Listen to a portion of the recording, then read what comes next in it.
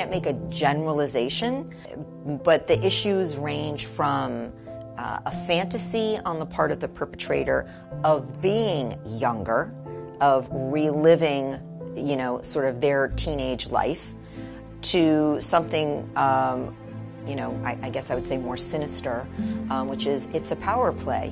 I have power and control over you because I am the authority figure, I am the teacher, and somebody who is perhaps insecure and will break the rules at all costs to be the powerful one, particularly if they've at times felt that they weren't, that they were even in an abused situation. Then it's a defense mechanism called identification with the aggressor. I'm going to perpetrate the abuse now. So that may be the scenario. Or it may be the preponderant urge of true pedophilia, which is, I want and feel the need to sexually be with essentially a child. I think that it's more surprising to society today, at least still, that it is a female teacher. We tend to think of perpetrators as being the male, and more commonly, it is a male teacher. I think that while it's uncomfortable for us to imagine a woman being aggressive, being a perpetrator, being a pedophile, being a criminal, essentially, that is more uncomfortable than thinking of it as a male.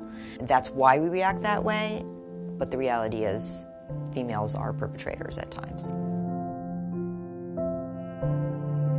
There's a lot of confusion about what does it mean if it's an older teenage boy and a younger female teacher, because historically, culturally, we had this double standard of, the male teenager wants to have sex and might even fantasize about his teachers. But that doesn't mean that he wants it or that in any way it would be good for him. Long-term damage, of which there will be some, really depends on the individual psyche of that child. Some people have more resilience, are more able to bounce back from something heinous. Some actually have less and are more likely to suffer issues with intimacy going forward, ability to trust, imbalance in power in relationships. They may therefore suffer from depression, from anxiety disorders, from post-traumatic stress disorder, but the majority will probably, be able to recoup. Obviously, therapy can make a huge difference.